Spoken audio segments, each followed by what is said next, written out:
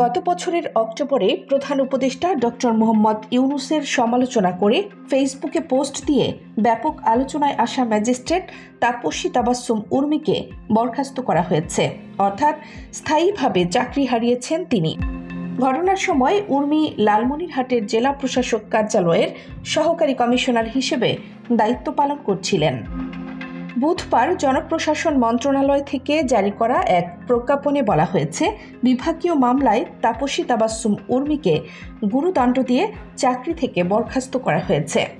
প্রজ্ঞাপন থেকে জানা যায়, উর্মির বিরুদ্ধে সরকারি কর্মচারী বিধিমালা 2018 এর সংশ্লিষ্ট বিধি মোতাবেক অসৎ আচরণের অভিযোগে বিভাগীয় মামলা হয়।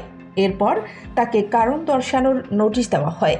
তিনি নিরাপত্তার কারণে ব্যক্তিগত শুনানিতে অংশ না নিয়ে লিখিতভাবে জবাব দেন।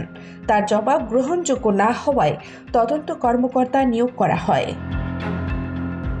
গত 5 আগস্ট আওয়ামী লীগ সরকারের পতনের পর 8 আগস্ট গঠিত হয় অন্তর্বর্তী সরকার।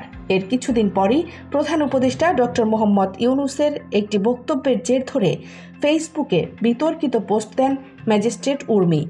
ফেসবুকে তিনি লিখেছিলেন, সাংবিধানিক ভিত্তিহীন অন্তর্বর্তী সরকারের প্রধান উপদেষ্টা বলেছেন, রিসেট বাটনে পুশ করা হয়েছে, অতীত মুছে গেছে।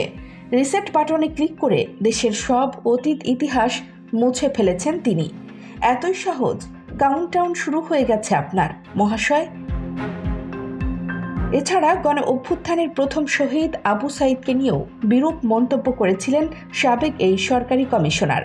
ছাত্র জনতার গণ অভ্যুত্থানে ক্ষমতাচ্যুত আওয়ামী সরকারের পক্ষে অবস্থান নিয়ে বেশ কিছু স্ট্যাটাসও দিয়েছিলেন। এসবের জের ধরে গত 6 অক্টোবর উর্মিকে ওএসডি করা হয়। পরের দিন তাকে সাময়িক বরখাস্ত করে প্রজ্ঞাপন জারি করে জনপ্রশাসন মন্ত্রণালয়। আদালতেও তার বিরুদ্ধে মামলাও চলমান আছে। কানিজ ফাতেমা, নিপা, খবর সংযোগ।